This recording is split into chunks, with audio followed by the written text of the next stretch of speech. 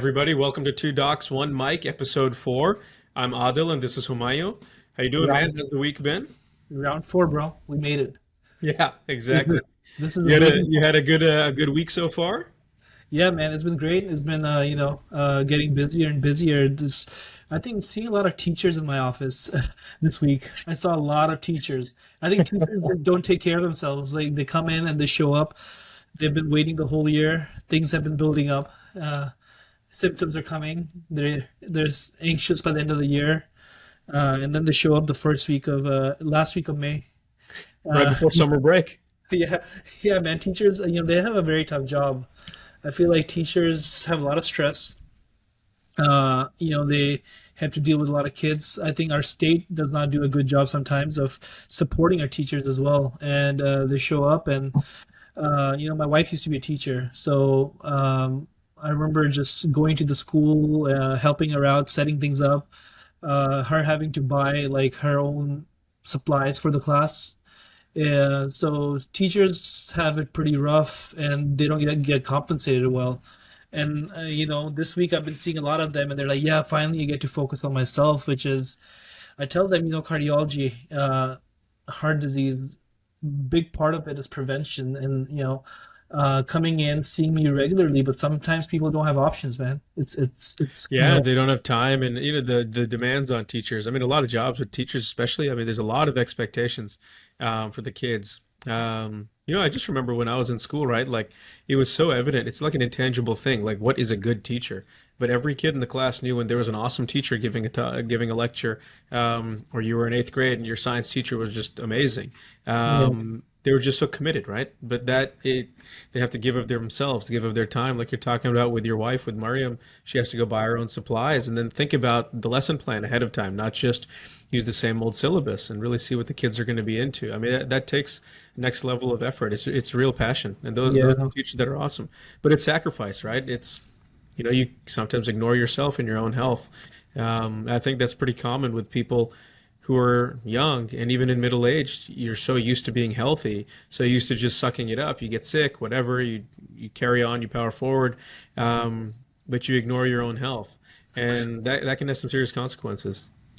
Dude, I can't tell you how many patients I see in my office that show up in their 40s, 50s, and sometimes it's too late. Sometimes they should have been someone who were high risk. They had all the high risk markers, but they didn't have the time, or they were just young. They thought they were invincible, and they show up in their late 40s, mid 40s, 50s, and now they have a lot of heart disease, which is once you have heart disease, it's irreversible.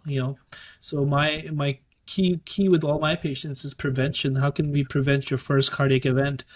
And for me, in cardiology, there's two things we talk about. We talk about primary prevention and we talk about secondary prevention. So primary prevention is when we're preventing your first heart attack, first cardiac event. And secondary prevention is once you've already had a cardiac event, how are we preventing your second cardiac event or your third cardiac event? And both are very different, but very alike too. I mean, they both have same principles. Um, but there's a misnomer about heart attacks, and a lot of people don't know what a heart attack is. Have you noticed that? Yeah, I mean, look, I'm an orthopod, right? The only thing the heart does in my mind is give blood to the bones. So, The bones, bones, no, I'm bones just need a kidding. lot of But blood. but that is a very big thing, right? I mean, it's almost like a knee-jerk reaction or stereotype that, oh, a heart attack must mean I have chest pain, it goes to my left arm, and that's like what a heart attack is. But I mean, you know better than me. Yeah, That's not it's always not. the most common symptom, and even between men and women, I mean, it can present very differently. Well, it's not even that, right? I mean, a big part of asking about cardiac history and a big part of prevention is asking about your cardiac history. And when I ask patients about their cardiac history or their family's cardiac history, what's going on with their family members? Has anyone in their family had a heart attack? There's a lot of different things. Yeah, I think they had a heart attack. And then I asked them, oh, they had a heart attack. Did they have a stent placed in their heart? They're like, no, no, no bypass surgery. So a lot of times for a lot of people, heart attack is ends up being some kind of cardiac event for which they went to the hospital for. But a heart attack is actually a very specific thing. A heart attack is when there's plaque buildup in the arteries of the heart. We have coronary arteries. These are small arteries, that supply blood and oxygen to the heart muscle. And the heart muscle, being very important, needs that oxygen, needs that blood to function. And if there's acute blockage or acute obstruction because of plaque, and mostly rupture of plaque, that's when a heart attack happens. And a lot of times we have to treat acutely by putting in a stent to open up that blockage. And that truly is a heart attack. There's multiple types of heart attacks. I can get into nuances, but having just a cardiac event that you went to the hospital for, uh, sometimes doesn't really. It's not always a heart attack. Now, it was a serious event. It was important to know about, but it's heart attack is a very specific thing. So we I think we Yeah, want to there's talk. a lot of misnomers or I guess incomplete knowledge too with stuff like, heart attack is a phrase that's used a lot, right? It's a common thing that people use all the time. It's not necessarily like a medical term. But yeah, there's nuance to everything. One Yeah. thing though that's interesting, talking about the plaque buildup and is it reversible, irreversible, and this idea of primary prevention, right? Most people that are young and in middle age, and they've never had a heart attack, even though it can happen, right? But that's what really primary prevention, like you're talking about, is critical. I mean, thinking about like myself, I'm in my mid 30s. I'm pretty healthy. I exercise a lot. I'm pretty active, but there's risk factors that everyone has. I mean, what are some risk factors, Homaya? Like, what are some things that you look at in patients, like me? Maybe I'm selfishly getting some medical advice from you right now, Yeah. but like, what is stuff that you look for in someone that otherwise seems pretty healthy? Yeah. Primary prevention starts at birth. You um, Let's rewind the clock. let's rewind the clock. Let's go Turn back. the Who are your parents? I mean, at birth, that's very important. Family history plays a significant role in cardiovascular disease.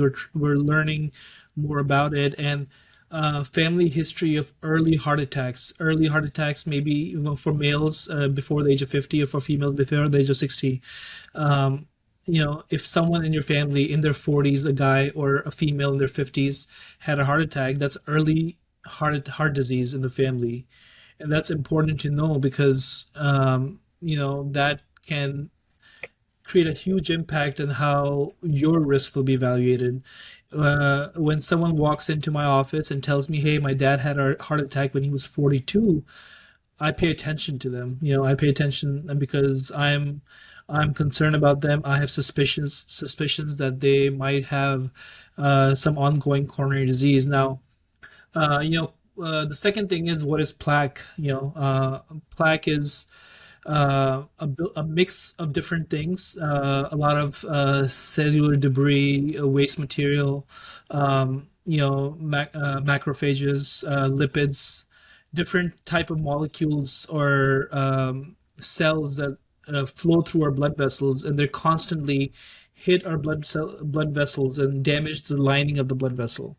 So we have a little lining, the blood vessel, called the endothelial layer, endothelial lining, and that consistently gets attacked by these cells or damaged by these cells over time. And there's a pretty good formula, and it's not exact science, but if you multiply your LDL by your age, and if it's over 50,000, um, that means that you have a high risk of plaque buildup already. That's interesting. So, I mean, just thinking of that, that simple equation, right? As you mentioned, it's simplistic, but it's just a rough measurement. Age is a big factor. I mean, age is half of the equation. So the older you get, that's not modifiable. That's Yeah, just a reality. But the LDL potentially could be, right? yeah, exactly. By the way, I meant 5,000, not 50,000. Let me correct myself. Okay. 50,000 is Okay. a huge Yeah, number. you have to be pretty old. Yeah, the what? Okay. No, I was just kidding. I was saying you'd have to be pretty old for it to Yeah, get to you have to be 50,000. pretty old then. If it's 50,000, no, I misspoke, but it's 5,000. Yeah, And then yeah, no worries, yeah, no worries. But yeah. so what, So like how important is that? Like, for example, I go to my primary care. I wish I could say I went every year, but I'm a little lazier than that. But last time I went, you do the full blood panel, they check your lipids, and everything for me was in normal range. But that's something you're used to hearing, even after going through medical school and stuff and being a physician myself. Like, how important is the single value of LDL and then HDL and triglycerides? Like, as a cardiologist, when you see patients, primarily in this sense, we're talking about prevention. How much stock do you put into that, and how much do you chase those lipid values, what we call cholesterol? Like, talk about Yeah. that a little bit, because I think that's really interesting for people that are into their health and fitness and the idea of prevention long term. Yeah. So let's talk about what is tested on your cholesterol panel. Yeah. So the number of names that we hear about LDL, HDL, these are lipoproteins. Lipoproteins are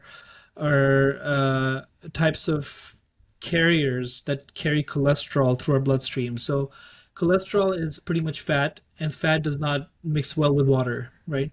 So cholesterol is essential to life. We need cholesterol to build our cells, repair body damage.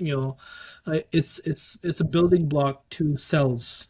You know, and we need cholesterol to be transported from our liver to the rest of the body.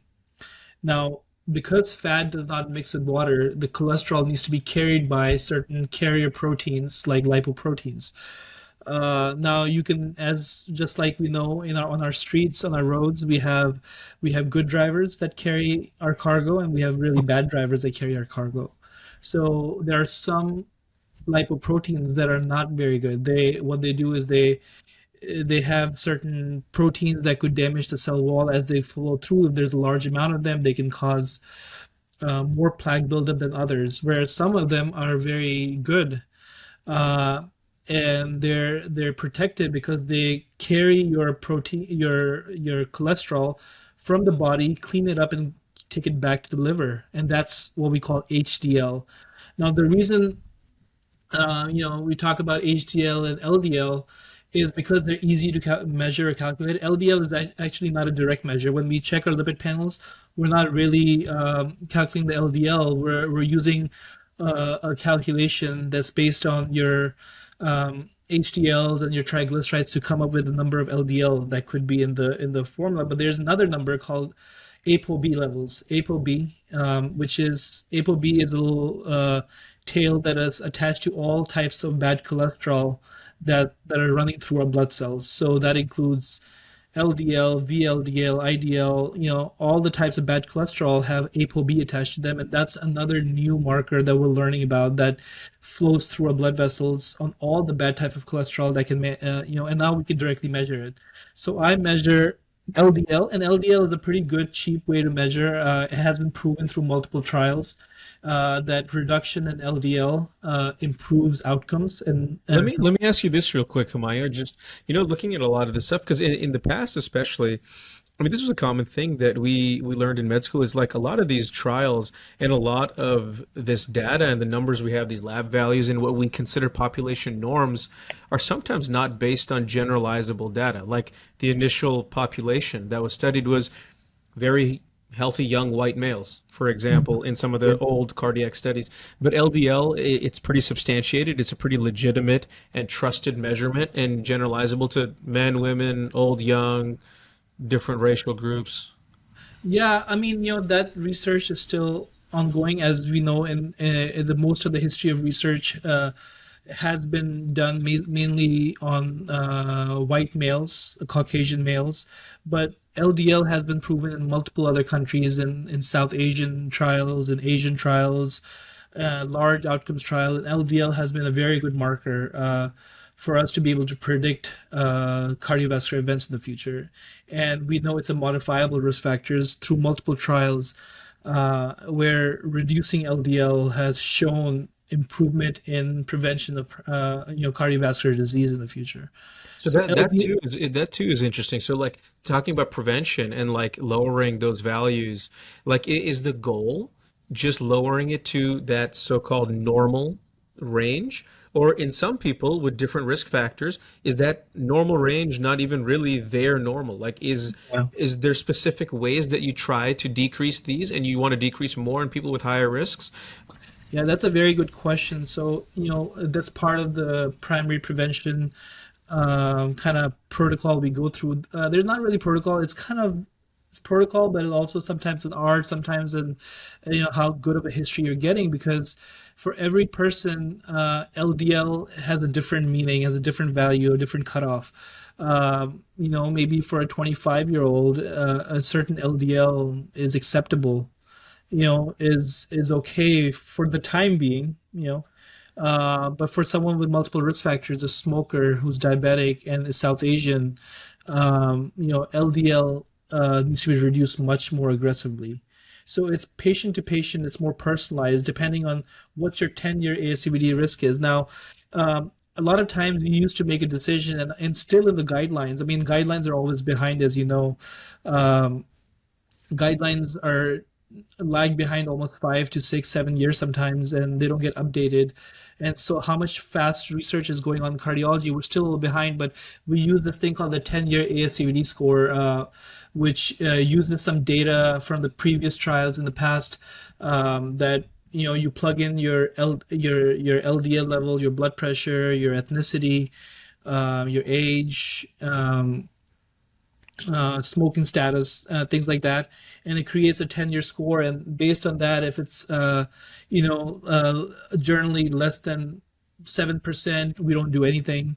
If it's between 7 to 15%, there's risk assessment, and if it's more than 15%, you definitely are recommended to start statins. Now, a lot of risk factors that we know of are not being taken into account in that score. For as in yeah, they take into account diabetes, but they don't take into account how much do you have metabolic disease per se. What is your waist size? Waist size is a pretty good predictor of your cardiovascular health as well. So metabolic disease, presence of metabolic disease, which is an ability of your body to process fat, and inability of your body to appropriately use fat as energy and store it in appropriate places like your waistline. That's a pretty high risk marker. So someone with very high triglycerides, low HDL, high blood pressure, insulin resistance, those things, a combination of that can be very damaging to the heart, and can cause heart disease. Now, a South Asian ethnicity has known to be an independent risk factor. That ASCVD 10-year score does not take into account lipoprotein A. Lipoprotein A is a very interesting and a very hot topic in cardiology right now. So it's another one of those risk factors, which is present in 1 in 5 individuals. And it's a One in genetic five, so one in five, yeah, 20%. That's pretty 20 high. twenty And it's an percent independent risk factor, huh? independent risk factor. And Okay. what it is, it's a type of LDL particle that gets a tail attached to it called ApoA. And that is extremely damaging to your blood vessels, extremely damaging to your valves. And there's an independent good correlation of high lipoprotein A with heart disease, stroke, and aortic valve stenosis. So why do some people develop aortic valve stenosis and some don't? I mean, a lot of times we see, patients, those patients with severe aortic valve stenosis have that high lipoprotein A levels. You see those 40-year-old patients that are in shape. They've been exercising, their strength training, their lipids, LDL per se, their, the basic lipid panel that their doctor checked, the LDL was normal, but, they have a heart attack in their 40s. They were not smokers. What happened? And a lot of times, we're seeing that, they're one of those patients that have a very high lipoprotein A level. And So right now, let me ask you this. I mean, so it sounds like lipoprotein A, ApoA, ApoB, all this stuff is bad. These tails that get added to these LDL molecules, these carrier molecules. ApoB. So not Yeah. ApoA, ApoB, and Okay. lipoprotein A. So those are very damaging to your. So then why, I mean, is it like just probability or cost? Like why are those not routinely, like when you get a lipid panel from a primary care doc or whatever, as part of a routine blood Yeah. work, why is the default not to include those if it's known? Is it just there's a lag between the published data and these things being adopted mainstream? I mean, what is the reason that these known risk factors that can potentially be acted on in young Yeah, patients for prevention not routinely done? yeah, because for a long time, LDL was a pretty good enough marker for assessment, and only a small percentage of patients would be missed if you didn't check their ApoB. So LDL is one of the ApoBs, right? So if you check the LDL, LDL is high. A lot of times, that was good enough, right? And that's usually part of the standard lipid panel. Another value that was always part of the standard lipid panel was non-HDL cholesterol, and that was also a good correlation for ApoB levels. But now, in the past few years, ApoB has become much more easier to test and much more ubiquitous, so we can check that now. Now it's not still being checked because lack of education or just knowing that LDL and non-HDL cholesterol is available. So why check ApoB levels? And it's reasonable for now, but I think down the line, this one number ApoB it might be a much better predictor of cardiovascular health than just your LDL. Now, lipoprotein A definitely should be tested, and in the newest guidelines, everyone is recommended to test at least once.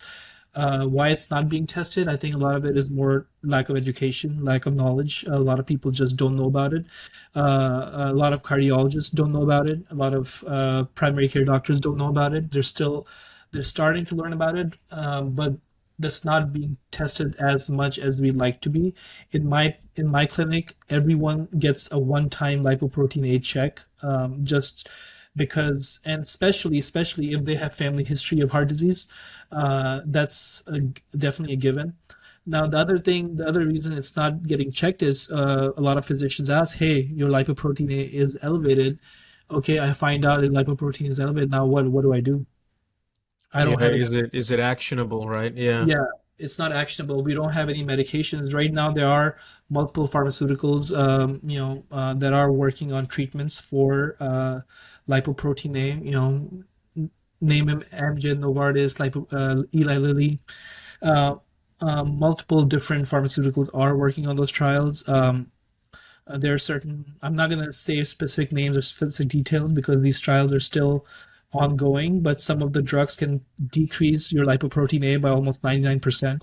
What we don't know yet is if decreasing your lipoprotein A does anything.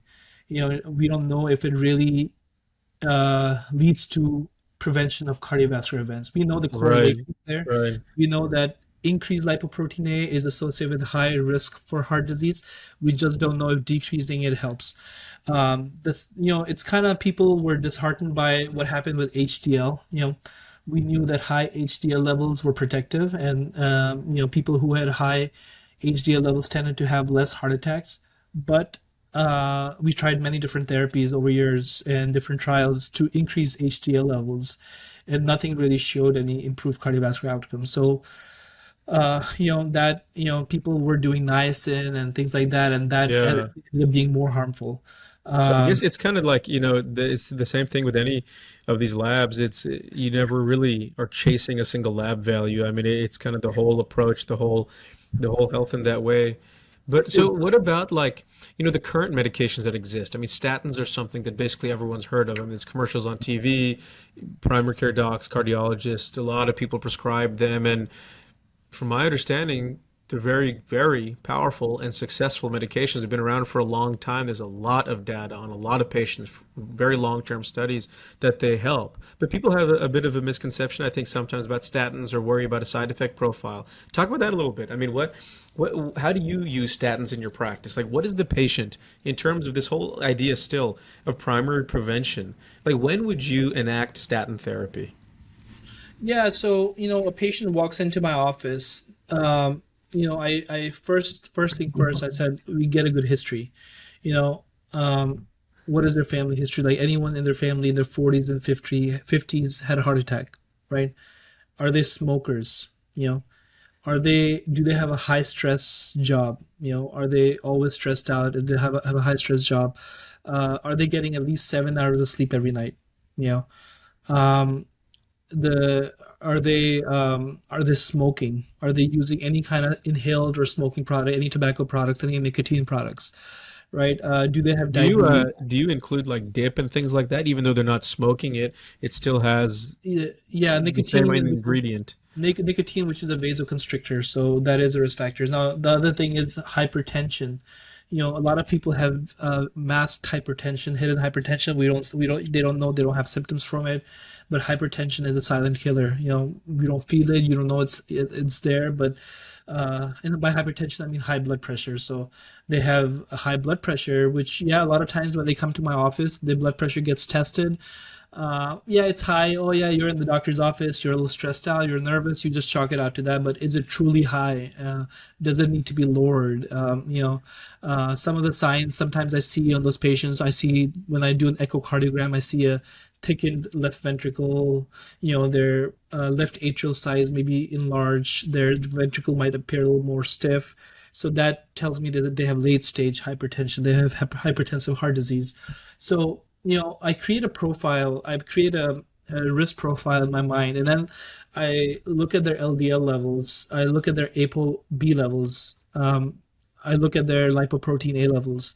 And the other thing I look at is if they have high inflammation, or through a value called HSCRP, high sensitive CRP, which is still a little early in its development, or in its actionability, but it's a good indicator that they might have some underlying risk for heart disease, because they have increased inflammation in their arteries, and inflammation leads to arterial damage as well. You know Right? that's interesting. Like a little segue, the CRP. It's a very common lab that we actually, as orthopedic surgeons, get mainly when we are looking at infection, especially like if I do a joint replacement on someone, or someone gets referred to me who had a joint replacement outside, and it's just ongoing painful, it's draining or something. It's a marker that is pretty sensitive and rises pretty quickly in the setting of infection.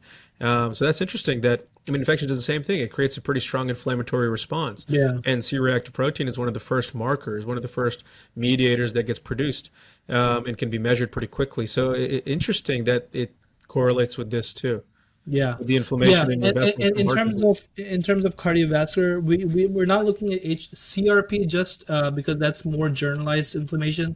We are looking at more high sensitive CRP, which has a little bit more correlation to vascular inflammation, or so that's one thing. Now, a lot of times, I have a discussion. If the risk factors are in your face, definitely okay. They're South Asian, diabetic, smoker. There's no doubt They're about getting the statin. there's no doubt about the fact that they need some lipid lowering therapy, and I say lipid lowering therapy for a reason. Um, Now sometimes it can be a little bit of doubt where, okay, they have a LDL of maybe 160, 150, but they're in their late 30s, they don't have much family history. They have maybe a couple of risk factors which are modifiable. What do we do now? At that point, I use a very important tool that has become a big very important tool for a lot of cardiologists, which is calcium scoring. Calcium scoring is a CT scan, very cheap, simple CT scan, lasts 15 minutes, total appointment time, where you go in, you just get a quick picture of your chest. Um, and what it measures is the amount of coronary calcium, or the calcium buildup on your arteries. It assigns a certain value called the Agatston score to each calcium pixel, and creates a score based on that. And through multiple trials and over the years, we found out that zero calcium is associated with very low risk for heart disease. So there's been a lot of trials done, and some people believe in it, some people don't believe in it, but there's a big push for believing in the power of zero calcium score, because someone with a diabetic with zero calcium score is much lower risk compared to a diabetic with a high calcium score. So having a calcium Almost score, like, just to interrupt you for a second, it's almost like an imaging method compared to, we've been talking about labs a lot. It's an imaging method that kind of gives similar information, right? yeah, As the ApoA, all that stuff, that basically these objective, if you want to think of objective measures, can definitely, if they're positive, Yeah, or high calcium score in this case, can lead to a higher risk of cardiac events or of a heart attack. exactly. That's the beauty of cardiology. Everything is objective in your, we have so much data, so many trials showing us benefits of all these tests that we have, and we have a lot of tools. That's why I love cardiology. It keeps it simple. There's not a lot of vagueness compared to a Yeah, lot and of. it's measurable, right? And I think that's interesting to a lot of people. I mean, currently there's a huge interest, I think, across the board. As data becomes more prevalent, people are becoming more aware, wearable technology that everything is measurable. People measure their steps in a day, they measure their average heart rate, they measure how long they sleep. I mean, I think it's very fascinating to think about this stuff and to have, your own baseline and Mhm. really see what your individual risk profile might be. Yeah. So like again, going back to like myself or anyone like me as an example, someone in their mid 30s, overall healthy, like at what point would you seek out a little more than your routine HDL, LDL, triglyceride, lipid profile? At what point does the average person Wow. I mean, just do it I think now? that, the example I give a lot of my patients is, do you stop smoking once you develop lung cancer? Or do you figure out your risk early and do everything to prevent cancer, right? You stop smoking before you develop cancer, rather than stop smoking only when you develop cancer. Now, having coronary calcium already there is late stage disease. When you start developing plaque, you first start developing soft plaque, and as the soft plaque gets old, and there's plaque death per se. This death of the cells, it attracts calcium, and calcium starts developing. So having having presence of coronary calcium is a is tells us, is a surrogate for that you already have had plaque buildup for a very long time, And and so you is also. can that be decreased? Like, have you seen, no, once it's there, it's there. Even if you begin enacting the appropriate treatment, it'll just potentially prevent it from worsening, but you cannot reverse the presence of that calcium. Yeah, once you've developed calcium, it's irreversible for now. I say for now for everything in cardiology, because Yeah, things yeah, can right. change. There are some small studies done with certain drugs that have shown maybe some plaque reversal. Certain vitamin combinations have shown a reduction in your calcium score, but it's not proven. Those are small studies. Can't treat patients based on that. But for now, what we know is once calcium develops, it's irreversible, and it's a surrogate for soft plaque, and that's why I'm personally still not a complete believer in the power of zero, because calcium score tells us that there is no calcified plaque, but it does not rule out soft plaque. And in that case, you cannot ignore other risk factors of heart disease.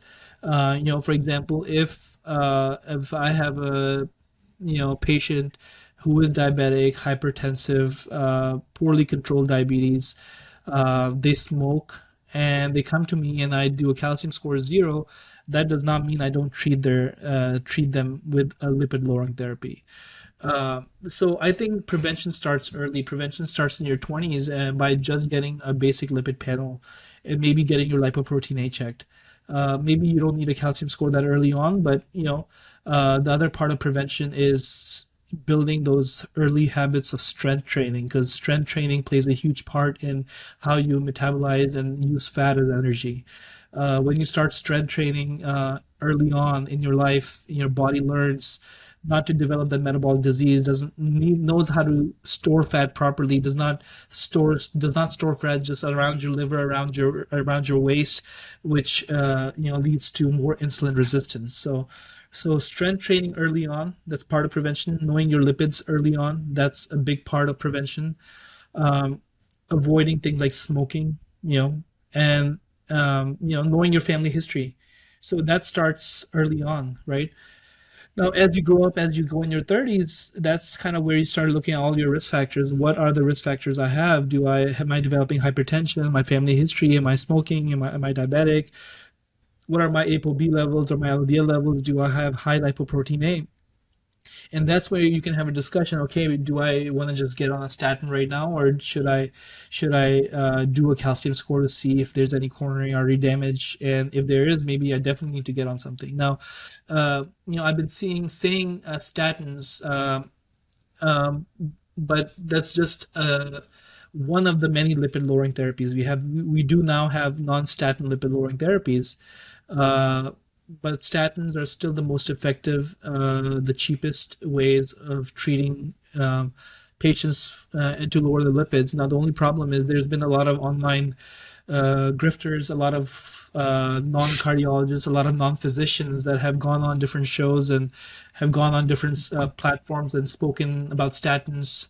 There's some kind of uh, misinformation about statins that it causes dementia or it causes Alzheimer's, where there's no evidence of that.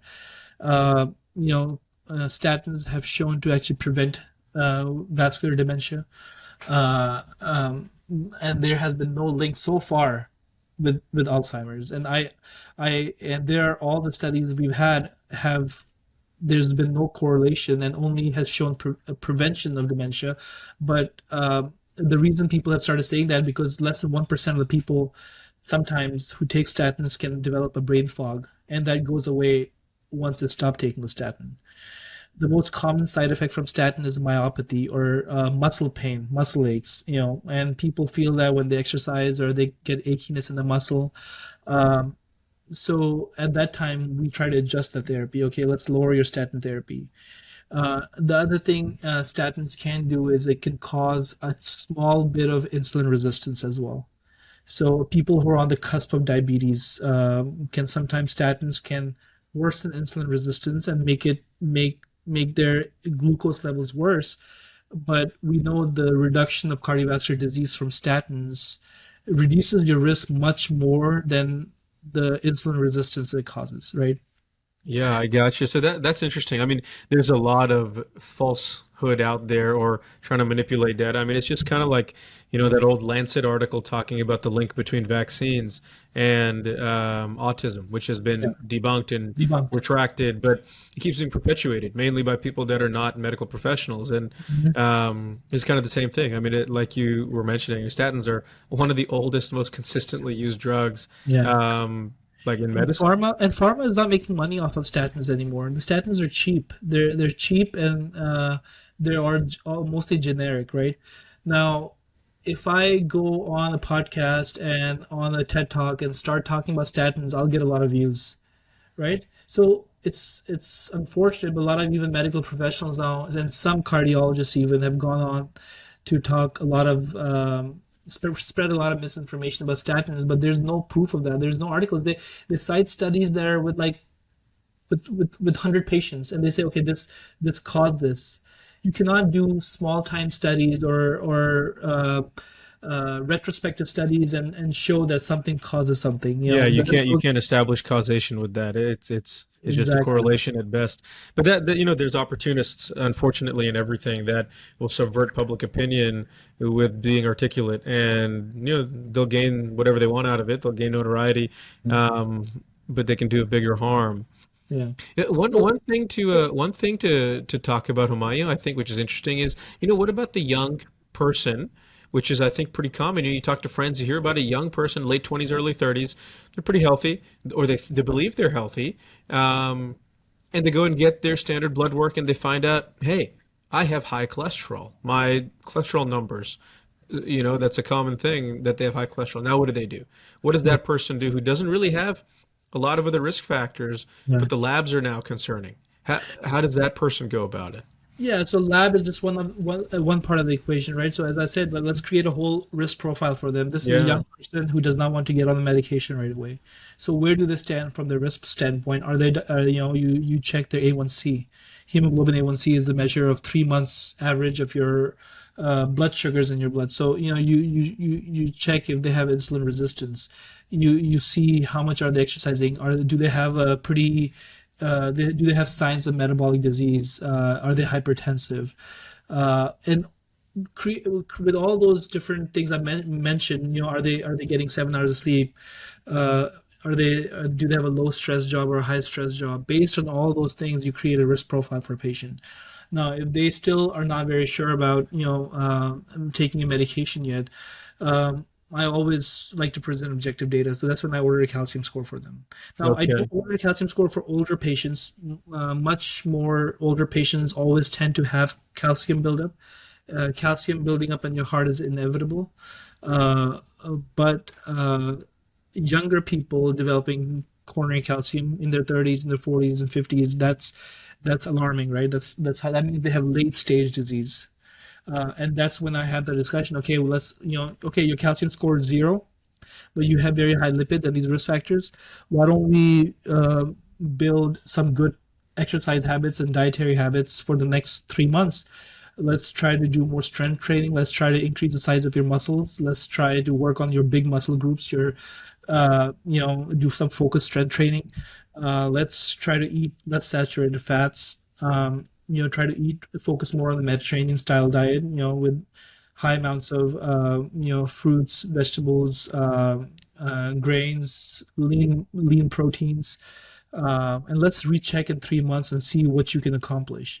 Because let's not leave this unchecked for another year, 2 years, 3 years, because time is against us, right? The amount of uh, ApoB containing particles are flowing through your arteries, the more damage you're developing in your blood vessels, and you don't know what kind of stress will lead to that plaque rupture event where the soft plaque in your arteries will rupture, and it'll cause a heart attack. Yeah, So it's like a ticking time bomb.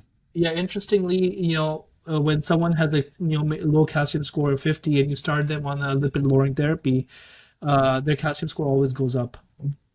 It Calcium goes score up, really. it goes up because the soft plaque is getting calcified at a faster rate, and calcified plaque is much more stable, and does not rupture, right? Versus soft plaque is at risk of rupturing. So you're actually reducing the risk by stabilizing the plaque, and that's a big part of what statins do. Statins don't only lower your LDL; they stabilize the plaque and reduce inflammation. But statins are just one of the. So what I've realized through years of practice is. Um, if you don't have buy-in from a patient where a patient has made up their mind they're not going to take a statin, they're not going to take a statin, and they always have muscle aches when they take a statin. If they come in skeptical of statins and I start them on it, I convince them, they end up having muscle aches. I mean, almost without a doubt.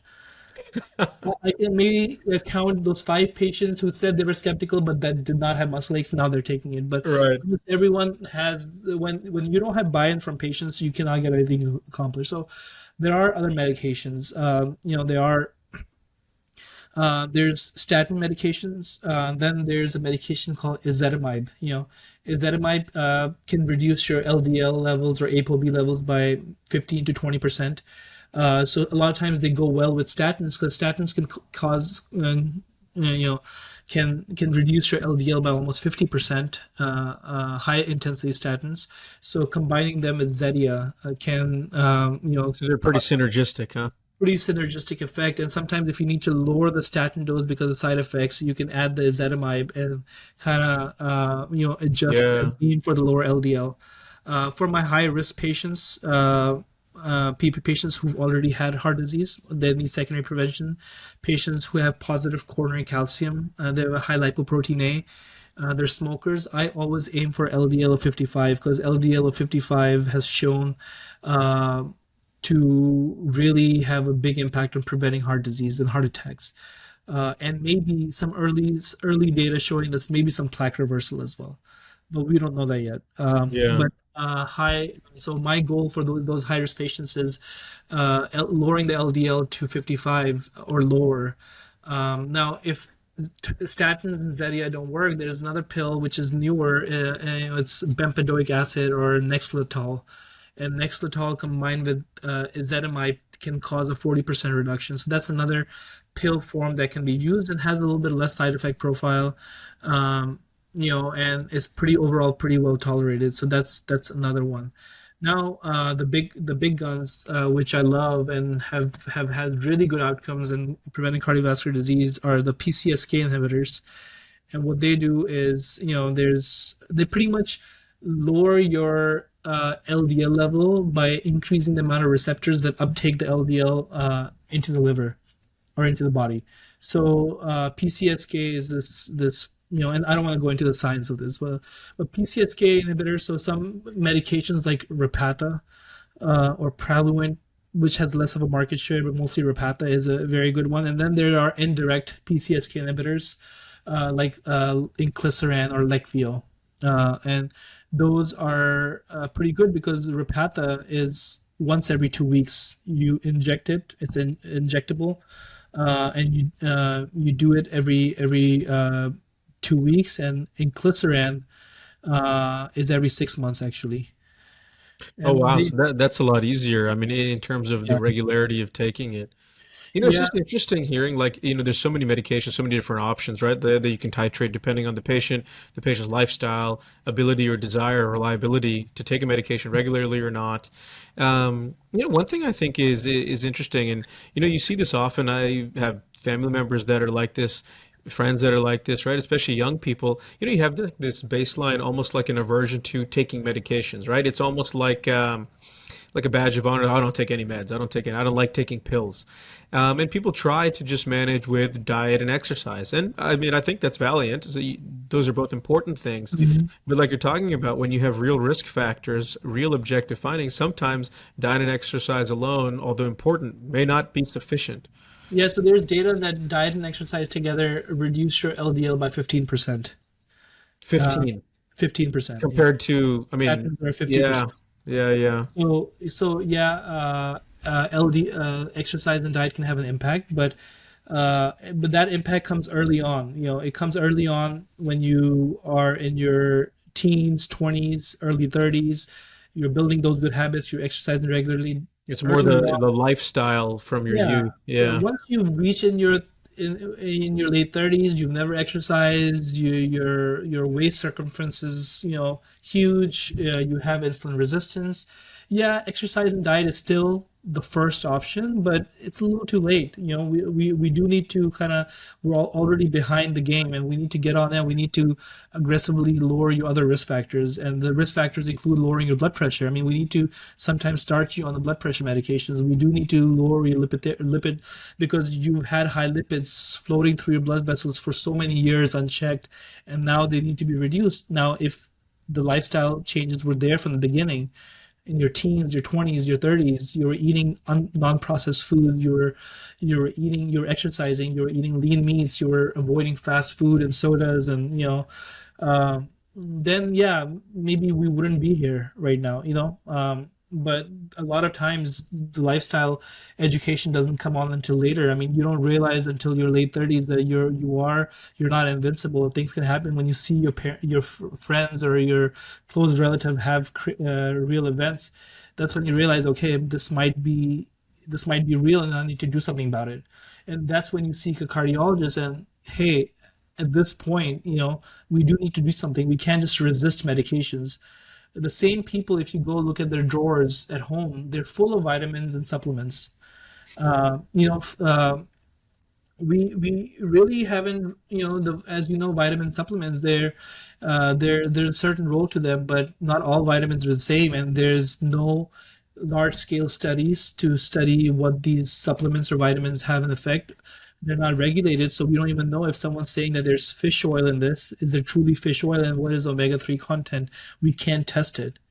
Now, they've done many studies with fish oil, and they really haven't found any reduction in cardiovascular disease, except there was a trial with the CEPA, which is a medication, which is a high grade omega-3 pill that has shown to lower triglycerides and maybe lower some cardiovascular risk events. But the supplements that you buy off the shelf, we don't even know what is the content of and the quality of the omega-3 you're taking from that. That is it truly reducing your triglycerides to have an effect, right? So those are all the things. But people prefer to take supplements which are untested, unregulated, versus medications that were closely monitored and tested.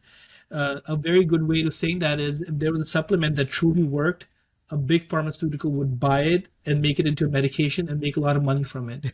Yeah, So for better or for worse, money talks, right? It's just the money way. talks. Why Yeah. do you think beets are have not been made into medication? Yeah, they lower your blood pressure a little bit, but they're not effective enough to lower the blood pressure enough sometimes.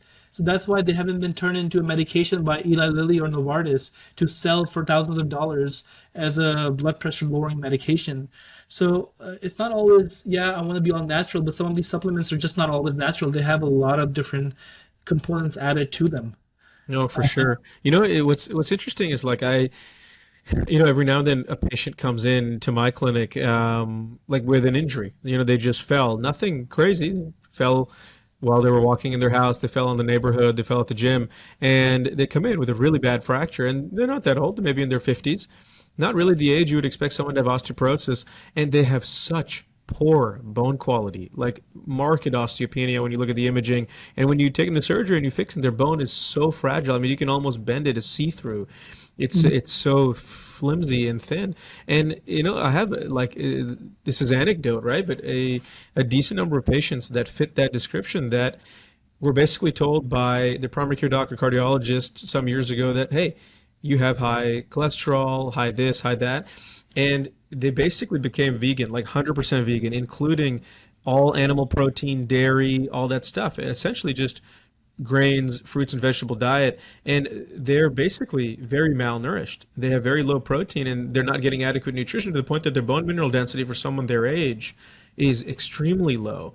And I just see that often enough that I'm surprised, and that's kind of why I asked you that question. Like, is diet and exercise alone when you have risk factors? For one, is it substantial enough of an effect to be reasonable to do? And Yeah. two, what are the downsides if you take such a drastic change in your diet to the point that you're sure maybe avoiding edible cholesterol? What is the consequences for your total nutrition? Yeah, we already know that dietary cholesterol does not raise your cholesterol. The cholesterol particle does not get absorbed through the gut, and the particle is too large, so it does not. So, you know, a lot of times eating shrimp or egg yolk does not really raise your cholesterol that much. But eating saturated fat and your body not knowing how to store that fat and use it for energy is much more damaging. Using added sugars, having large amounts of sugar flowing through your body and then converting into fat, causing insulin resistance, and then leading to heart disease is much worse, right? So uh, I think everything in moderation. I think the only studies from what I'm aware of, and I'm not an expert on nutrition. Most doctors, unfortunately, need more education on nutrition. But one of the only diets that have shown some benefit is the Mediterranean diet, and has shown reduction in blood pressures and cardiovascular events as well. Recently, there's a lot of debate about the study that they did regarding keto diet, and the way it was presented by authors was a little misleading sometimes. But when you look more into the study, it showed that people who already had atherosclerosis, the progression of their plaque was much faster, regardless of their LDL levels, on the keto diet. Patients that come in with a keto diet have huge or large variances in their LDL. Sometimes you see LDLs of like 200s, 300s with them, uh, Wow. because they're only on pretty much a high saturated fat diet of red meat. And that's shown to be very damaging to the arteries. So there's a lot of different things. I mean, we've been talking. I can talk about this for another 2 hours. There's a lot of different things to talk about in cardiology. There's so many different tools. I'm very excited about the lipoprotein A data that's supposed to come out next year or late next year, to see if that truly is, because that can be a game changer. We could be reducing the risk for almost 20% of the population. So I'm excited about that.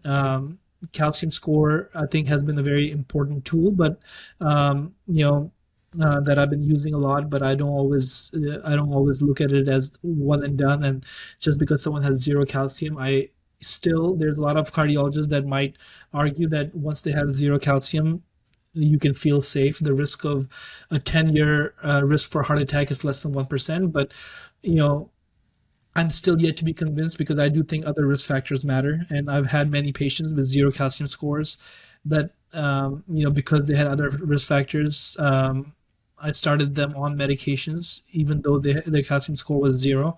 Um, because I know family members that had zero calcium scores and ended up having a cardiac event. Now that's anecdotal as well. The large studies do not show that yet, but I know personally of patients who've had cardiac events due to calcium scoring. Yeah, I mean, it just highlights, right? Like, there's no one factor you can just Yeah, use across the board for everyone, which that's what medicine is. I mean, everyone has a lot of different variables at play that yeah, guide their health. that's what keeps our jobs interesting. And Yeah. luckily, cardiology so far is not going away because people are always going to have heart disease. Yeah, no kidding. Start Well, exercising, guys. Start exercising in your 20s. Like, start strength training, exercising, and avoid processed foods. That's all we can do right now. If you're young, you're in your 20s. If you can do one thing, it's exercise, strength train. and even if you're beyond that, right? Like, Yeah, it's never too late to start. Um, you just got to do it. you got to do it. Well, You got to do it, baby. maybe You we heard should it go here to the gym first. right now. Get your calcium scores, everybody. Get your calcium scores and get your lipoprotein they checked. All right, everyone. That was And great, man. Thanks for if you're South Asian, just know the ACC guidelines show your ethnicity as an independent risk factor for heart disease. So, uh, if you're South Asian, go get yourself checked. There you go. Put away the Nahari, pick up the niacin, everyone. Okay.